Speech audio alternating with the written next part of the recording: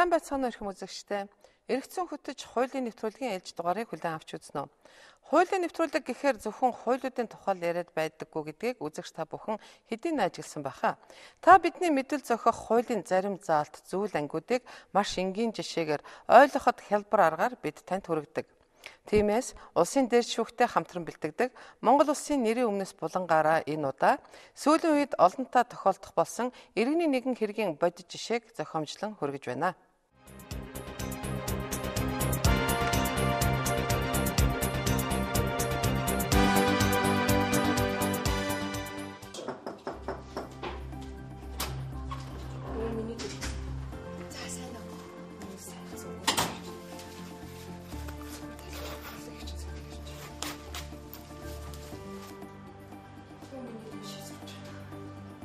Гадаа хүрдэн байгаа. Чин цай ээж. Ээж хэцээ. Ээж болдоод өгдөж л хамт гарсан. Дэлгүүр гарсан байх уу? Та яасан зүгээр үү? Үгүй их чинь зүгээр л дээ. Таны бүр яаралтай гэдээ утгаар чи айлсан шин. Түрээ хатаа мөн. Түрээ ах юм байхгүй. Яасан? Бас л нөгөө архиа ууж яваа юу? Нах таны нэрээ зооч. Миний муу амьдралыг төлөөлцдөг гэж юм. Яах вэ? За тэгэл хөвгнөө өмөртий. Өнөөдөр харин аваа ажил бүтэмжтэй. Өдөржингөө л нөгөө байрны асуудлаар гадуур явлаа. Тэгсэн чинь харин татын төгнөг юм даа арах. Үнэн ч гэсэн гайгүй 2 сая 800. Арай гэж нэг байр боллоо ш. Тэг яг авч хүүхдээрээ төлчих та уцтах юм. Их чинь чамд дуудсан юм чи нэг юм хэлэх гэсэн. Юу ярил. Гэдээс хэлэхэд хэцүү юм уу? За ярил. Гэдээс хэлэхэд хэцүү юм уу? Ерөөсөн миний дом манай барь хөдлөд авчаач. Танаа барь. Их чинь чамаас нууж авсан. Төрөөх чинь намайг хийж гэсэн зэрэг хөтлөөтэй. Тэг бөөн өшөөр нөрсөн. Тэгээд угаасаа ч багшгүй намайг ингэж бодлоо тийм ээ. Их чинь дөө манай барьыг л авч тусуулж. Тэгээд ч угаасаа цагдаа сэргэл баах хүмүүс хурж ирээд л өшөөрэй нэх юм. Тэгээд ганц өөрнийг шуурна оруулж бас хэцүү л. Төрөөх тийм хурд тавьсан юм.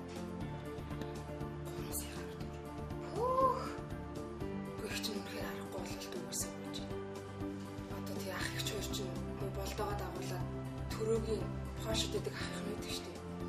Тэднээд хэсэг зур амьдарч идэл болох байлгүй. Тэгээ энэ муу ээжигээ яах юм бэлээ. Миний дүү манай барыг хөдөлтөд авчих юм бол ээжийг нэг өрөөндөө байлгachгүй.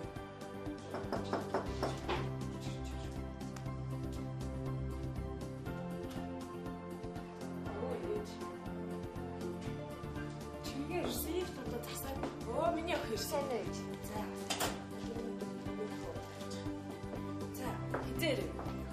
Удаагүй нөө орж ирээсэн чи та юм сайн. Лифт засаад байгаа юм уу? Нөгөө бондолог хүмүүлээ юм сайн уу? Сайн явж байна.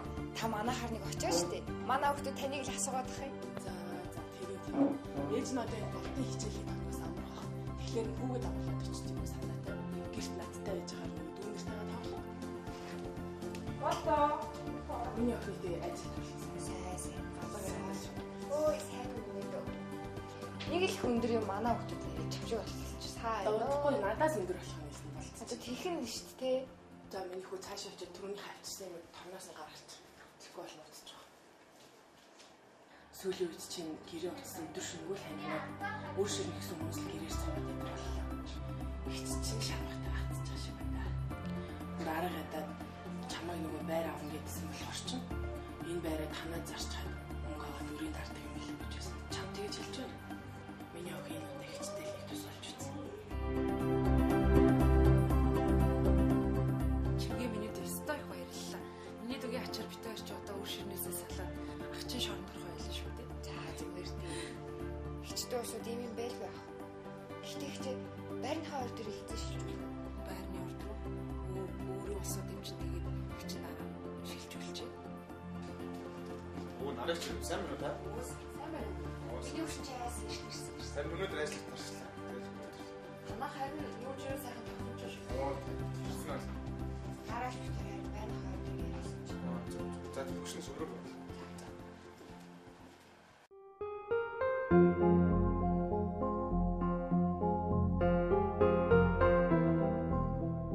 Хич минь жоохон ч гэсэн юм мэдэж бол та. За ах минь тийшээ тавьчих.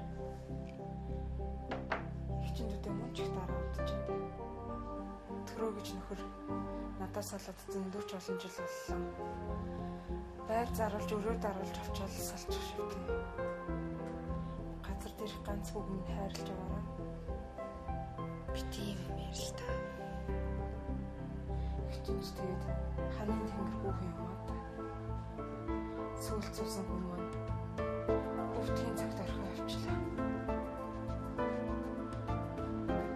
Төрөөс байрныхаа өмчлөх хэрхэн гэрчлэгийг шилжүүлээд авчаарай.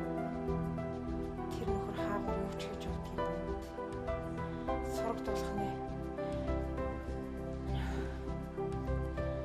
арх дарслуугаад явдаг сурагтай. Та одоо тэрэн санаа зовоод явах үү? Өөрийгөө сайн бод. Тэр асуудал тэгээд яванда болохгүй л үү дээ.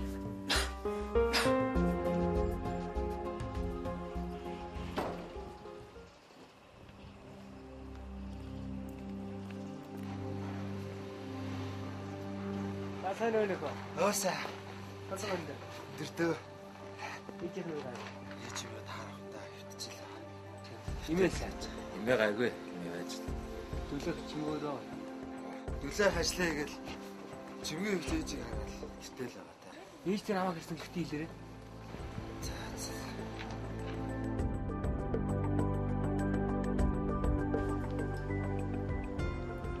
Гөгшөө. Энэ байрны ордрын асуудлыг шийдэх юмсан. Тэр төрөө хавьл олж авах хэрэгтэй. Гэхдээ төрөө баймд гэдэг юм үгүй юм. Хамгийн гол нь ордер дээр нь төрөөхт нөгөө болдоо хоёрын нэр оголохоор төрөөх яалтчгүй хэрэг болоод байгаа хгүй. Гэхдээ төрөө байх нь хаан ч үгүй. Гэхдээ одоо энэ байрны ордрын асуудлыг тэгэл ихчдүүс юм байна. Гайгүйгүүд л одоо олон жил ярьж авлаа шүү дээ. Энэ энэ зэрэг хоёул одоо ингэж авах юм бол нэг өдөр байрчгүй юу ч үлдэхгүй дээ. Мэдүүх даваад годомж гарах үү. Хурдгаас шиг энэ асуудлыг шийдэе. Ага. Загнуу үзтээ. Үгүй юу зааж. Энийхөө аавны өмнө ч зөндөө хийчихсэн та. Энэ байр битээр өмчөө. Тэгмээс миний хөө төлөө чимгөө хэрэг байрныхаа өл дээр ширчүүлээ гэдэг юм. Битээ ширхэнэ дөө. Одоо энэ тэгж ичөөдлөө дуудлаа. Миний хөө 90 цэвэрлээ. Одоо ханилтаа өөрөөсөө орж хэрэгтэй шүү дээ. Эцээс энэ байр чиний л өмч. Чиний л өмч ба шүү дээ. Энийг хэрэг сайн болов.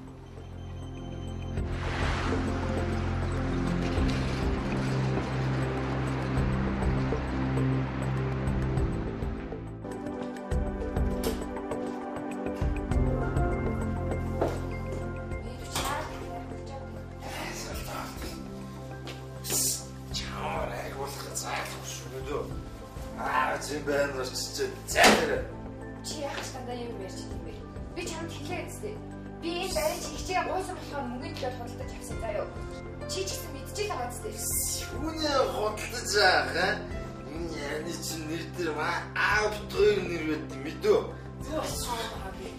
Бас дахиад л нөгөө хараас аваад ирсэн үү чи? Яасан хүн зоож хандгүй хөөхөд чи? Энэ их чинь чамд 10 хэдэн жил төсгөөд өглөө. Өшөө яалах гэсэн юм? Хараад бүгдээ зайлэр. Даанчтай чи.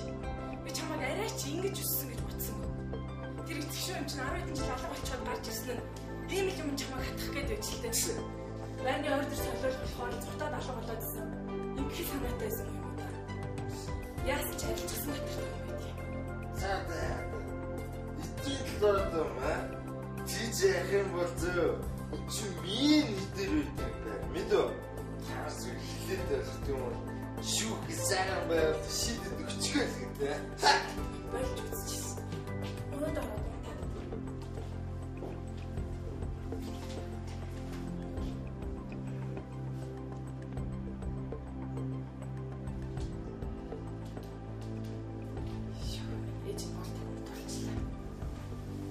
бол бүр сүүлийн үед хүнээ байлаа.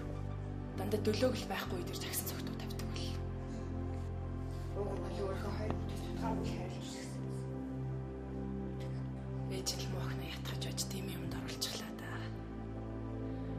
Шүүх цагдаагаар явна л гэдэг л яаш. Үнэн олдох байлгүй миний охиодоо тайвшир. Дөлөөч хэрэг. Учир нь олдох л байлгүй дээ.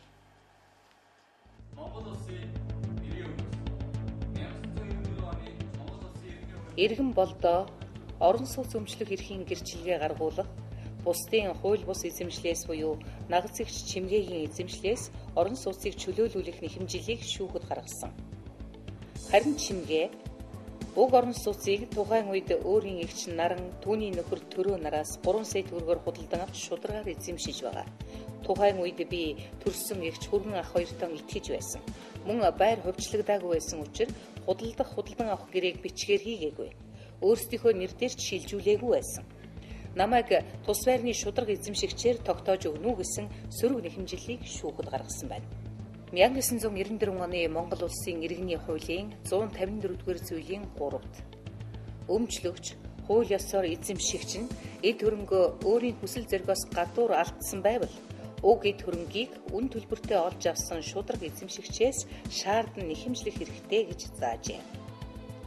Нэхэмжлэгч болдоо хариуцагч чимгээ уг орон сууцанд 1995 оноос хойш хууль бусаар амьдарч байгаа гэсэн нэхэмжлэл тайлбар гаргасан боловч энэхүү нэхэмжлэл тайлбарын үндэслэл болсон орон сууцаа өөрсдийн хүсэл зоригоос гадуур алдсан болохыг нотлоогүй тул шударга эзэмшигчээс шаардах эрхгүй байна.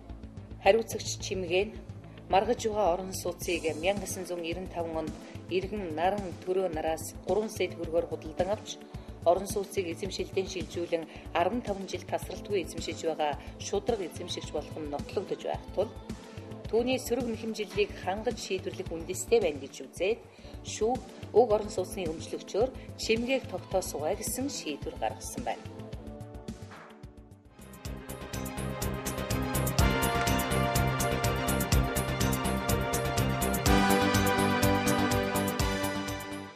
Хэрв эгчин дүүдээ анх орон сууцаа худалдаж байхдаа эрх бүхий байгууллагад өргөдлөө гарган байрныхаа ордерыг дүүгийнхээ нэрээр болгож хожим дүү нь орон сууцыг хуулийн дагуу хувьчлан авсан бол энэ асуудал даймжирч шүүхээр шийдвэрлэгдэх байсан болов уу? Монгол улсын хууль тогтоомж зөвхөн шүүхэд биш харин нийт иргэдэд зориулагддаг тул ах дүү хамаатан садангууд ч хоорондоо гэрээ хэлцэл хийхдээ хууль дурмай чандлан баримталж байхыг анхаарахад илүүтэхгүй баха. Нөгөө талаар эцэг эхчүүд тухайн үеийнхээ санхүүгийн бэрхшээлээс гарахын тулд насан туршаагүй хүүхдийнхээ өмчлөх эрх, ирээдүйд амьдрах орон байрны асуудлыг мартаж хэрхэвч болохгүй гэдгийг улсын дээд шүүхтэй хамтран бэлтгэсэн Монгол улсын нэрийн өмнөөс болон дахин сануулж байна.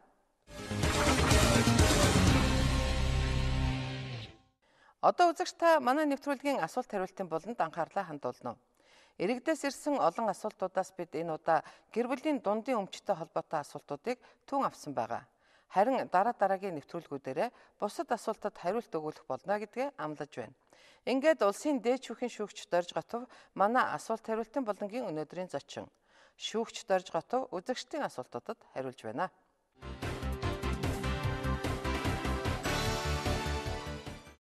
Гэр бүлийн гишүүний хуваарь дүмч гэж юу хэлдэг вэ? Хуваарь дүмчөө дур мэдэн захиран зарцуулж болох уу?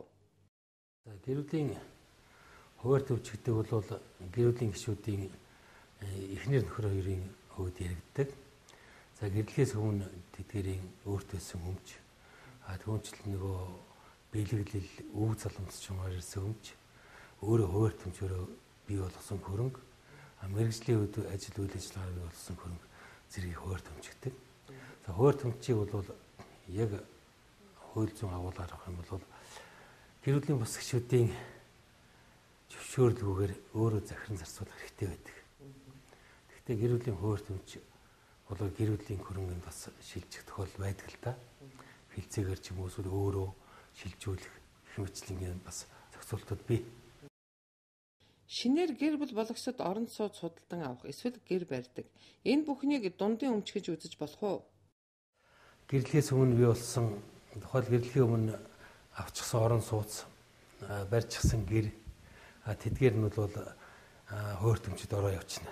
Гэхдээ наад чинь нөгөө гэр бүл болоход зориулж бий болгосон хөрөнгө тухайл одоо гэрлэхийн тулд орон сууц авсан, гэрлэхт нөгөө хүүхдүүдтэй орон сууц аваад хоримдоор нь гардуулаад өгдөг хоёр хүүхдтэй.